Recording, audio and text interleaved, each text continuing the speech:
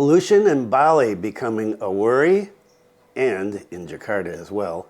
2 strong earthquakes rattle citizens, but no damage reported. This and more. Stay tuned for details.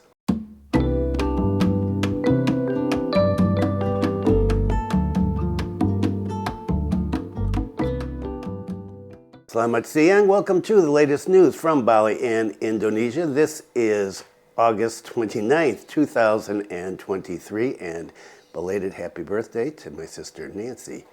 What's the weather like today? 28.4 degrees Celsius. It is lovely. 53% humidity and wind speed 9.3 kilometers per hour. It is another lovely day in Bali. And the big story today is pollution. Stories about pollution everywhere. Pollution in Jakarta, pollution in Bali, and I'm going to talk just about the pollution in Bali today. 4.7 million vehicles in Bali exceed the population. Air pollution is increasingly worrying. Air pollution in Bali is under threat because emissions are being produced by fossil power plants and motorized vehicles. The number of vehicles in Bali reached 4.7 million, dominated by two-wheel vehicles, motorcycles, motorbikes, with a total of 3.8 million. This was stated by the head of the Bali Province Transportation Service, Gede Wayan Samsi Gunarta. He said Bali is actually quite threatened from the pollution index. If the wind is moving, it's safe. If there's no wind, that is the problem. To reduce air pollution, people must change their lifestyle by reducing private vehicles to public transportation, he said. In addition, also switch to using electric vehicles. If these two things are implemented, it will really help reduce air pollution in Bali, he said. Of course, where is the public transportation? He said, reduce activities that cause pollution. Transportation is a source of pollution that's quite large. Besides energy, it's hoped that it can implement sustainable transportation practices, switch to public transportation. If possible, electric vehicles can also help. He said, we need to take steps quickly. Of the 4.7 million motorized vehicles, only 3,000 to 4,000 are electric vehicles. Apparently, there's an emission test. I didn't know that. My car's never been tested. However, it does not necessarily reduce vehicle emissions, he said. The district city emission test is quite a hassle because every vehicle has to be tested. Really? It's easy, he said, if you switch to electric vehicles. But there's not many people doing that at this point. He said it's going to be a slow process. Meanwhile, the Forest and Environment Service, Made Tejas, said otherwise. He said the air in Bali is clean with an index of 89% for 2023. He said these results are valid when tested by tools installed in several areas in Bali. He said he didn't know where the data or information circulating that said the air in Bali is bad is coming from. He questions the data. How are they doing the test? What's the method? Pak Teja explained how the Ministry of Environment and Forestry works to find out the air pollution with a device installed for 1 month. Then it was examined in Jakarta by a team from the Ministry of Environment and Forestry. He said the results will be put in a month at the end of the month and taken to Jakarta to be analyzed and reviewed by our ministry team. So he's saying his test is better than whatever test is being used to say that Bali is dirty. And I talked about this in the last video about Ubud. And now Denpasar enters the list of 10 worst air quality areas in Indonesia. And this is based on IQ Air. So how polluted is Denpasar? Well, I haven't been down there in a while, but apparently we have some conflicting tests saying that Bali has problems with air pollution and that Bali does not have problems with air pollution. As usual, everybody is not working together. There are different agencies doing different things. But we know that there's a big problem in Jakarta, and they're trying a number of different ways to deal with this. One is that they're looking at odd, even days for driving cars.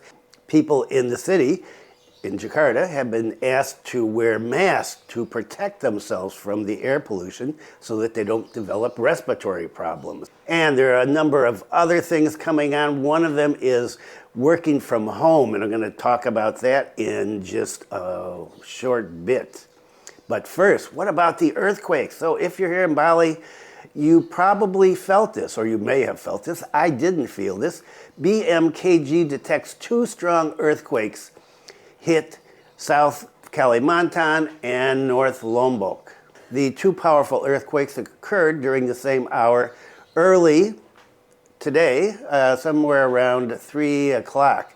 And the Meteorology, Climatology, and Geophysics Agency, BMKG, reported that a 7.4 magnitude quake rocked South Kalimantan at 2:55 Western Indonesia time. The quake was detected at 180 kilometers of Tanah Bumbu, South Kalimantan, at a depth of 10 kilometers. The second quake jolted North Lombok and measured 6.5 magnitude on the Richter scale, and it was 94 kilometers northeast of North Lombok at a depth of 571 kilometers. Whoa, okay. As observed from BMKG's social media account, a lot of residents claimed they were awakened by the quake. Some of them mentioned their locations, including in the southern region of the earthquake, such as Bali, Lombok, Banyuwangi, Malang, Jambi. So this is one story. Now, in another story, and there's been several stories already coming out today about the quake, there are different numbers. Not for the first one. The Kalimantan quake is called 7.4. But in another article, it says that the quake in Lombok was 7.4, while as the first article said the quake in Lombok was 6.5.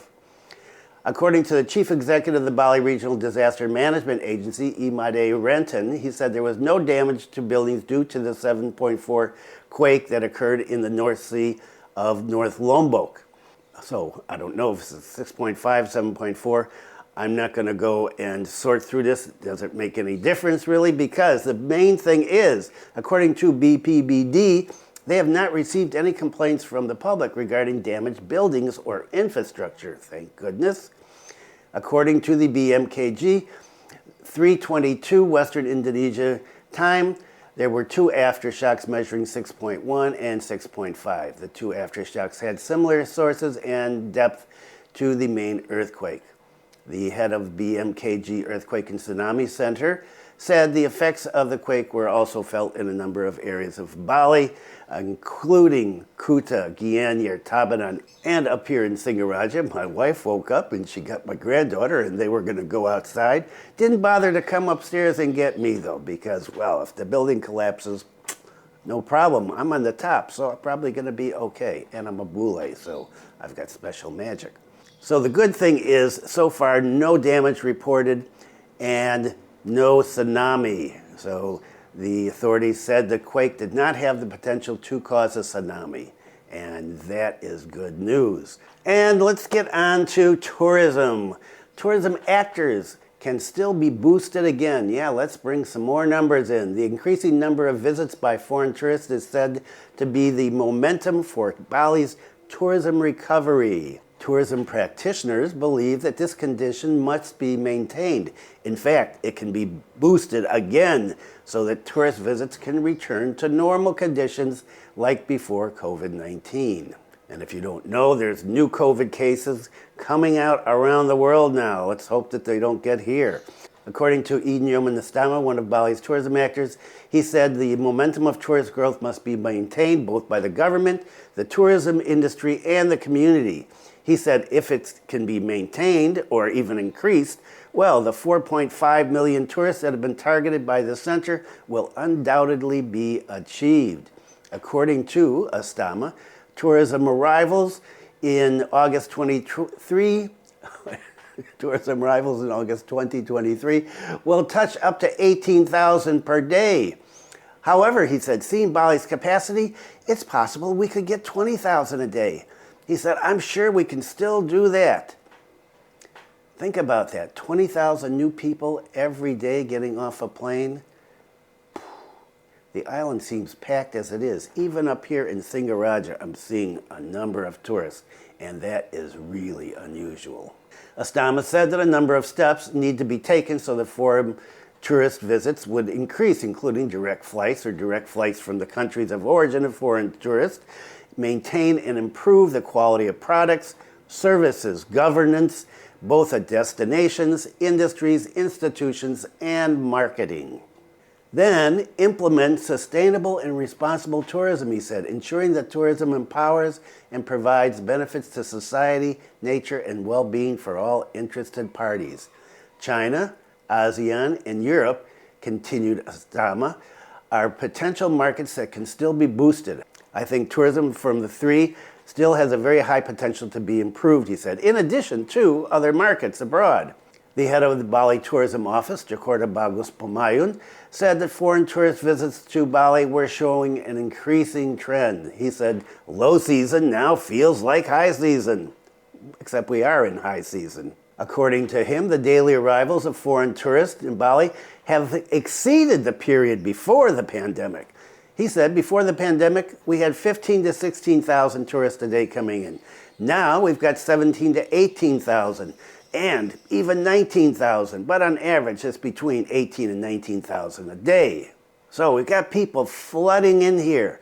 And I mentioned before about work from home as one of the things that is being pushed in Jakarta in order to get people out of the city and have less traffic and less pollution. Pemprov DKI implements WFH, work from home. Number of domestic tourists to Bali increases. We're going to get more domestic tourists. The Indonesia Hotel and Restaurant Association, PHRI, Bali claims that there's been an increase in domestic tourist visits to the island of the gods. The increase in tourists is suspected to be the impact of the implementation of work from home by the provincial government of Jakarta due to the high air pollution in the capital city.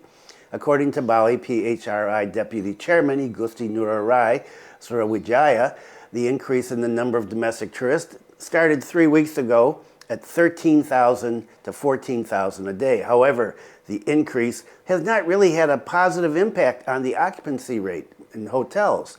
He said the increase in hotel occupancy is not very significant, not even 1%. The average hotel occupancy in Bali now has reached 80% of the total number of rooms, 157,000. According to Rai, there are a number of reasons why Jakarta workers choose Bali as a place to work. For example, it's considered safe and comfortable. In addition, he said, the prices for a number of goods and facilities are competitive. So if you want the lower class facilities, you can. Middle class, you can. Even high class ones. The areas in Bali that are popular with domestic tourists include Badung, Ubud, Buleleng, and Karangasem. The DKI provincial government is implementing a 50% work from home trial in order to reduce air pollution. This trial is going to be conducted from August 24th, last week, through October 21st. And so, in addition to all the foreigners flooding in here, we are going to have more domestic tourists. And, you know, I've been doing bules behaving badly now for years, and there are a lot of bule behaving badly stories today, and I'm not going to go through all of them. But I wanted to put this in a perspective. And, well, we're going to do one here on naughty tourists in Japan. And we've got naughty tourists in Italy, and wow, they're doing some terrible stuff there. But let's talk about naughty tourists in Japan. Sick of naughty tourists? Stores in Japan put up warning signs. A used game shop in Japan put up a signboard warning foreign tourists who stop by the shop to behave politely. This shop wrote in English with the title, Request for Foreign Customers. We are deeply troubled by the many etiquette violations committed by foreigners, the sign read. This is bad behavior.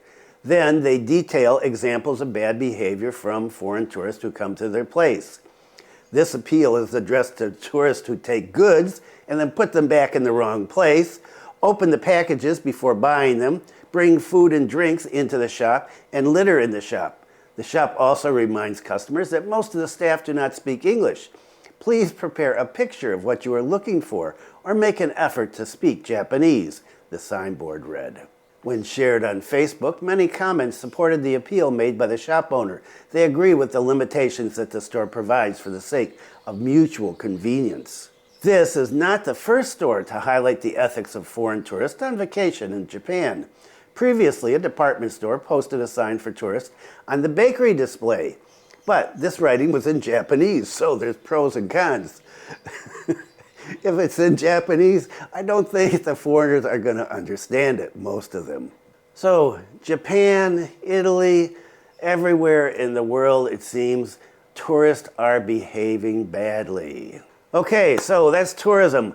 And what about here in Bali with teachers? Koster calls Bali lacking 1,700 teachers. The governor said that until now, Bali still lacks educators or teachers. Data on the Regional Civil Service Agency shows that Bali lacks around 1,700 teachers. The governor said that currently there is a need for teachers in Bali that continues to increase as many new schools are being built, both junior and senior high schools.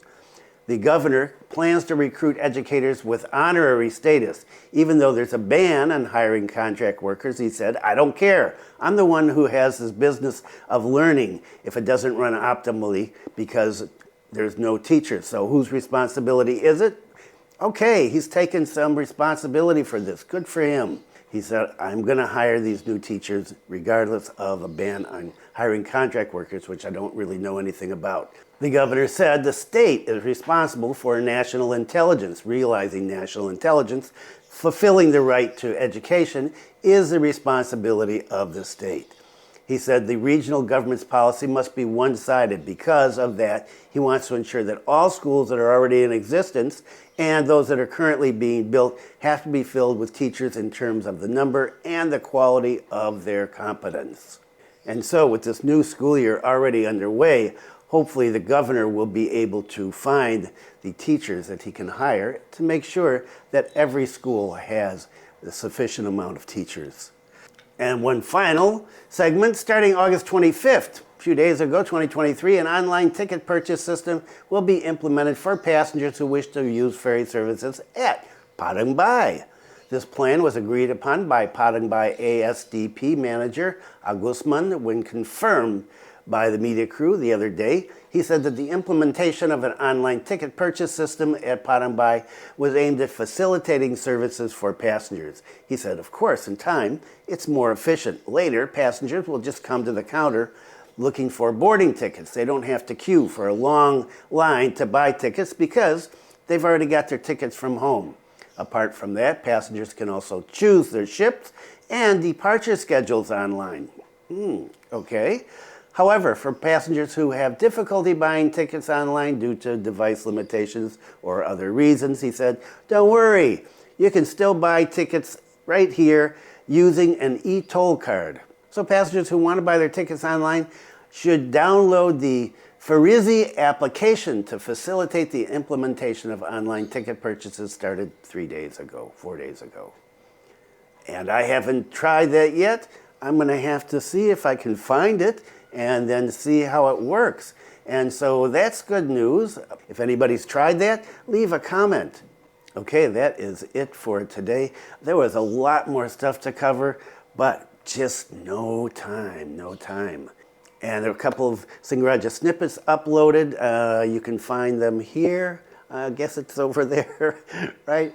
There was one walking around in the area south of Jalan Ayani, in an area that, well, I thought I hadn't been in before. I had been in part of it, but not another part. And then one of Zoe and Masha the bear and me going to the usual Sunday car-free zone up in Jalan Nurai over at Taman Kota, and that was interesting. There were thousands of people out doing kind of a fun walk. I never did find out exactly what it was because there were all these kids in school uniforms.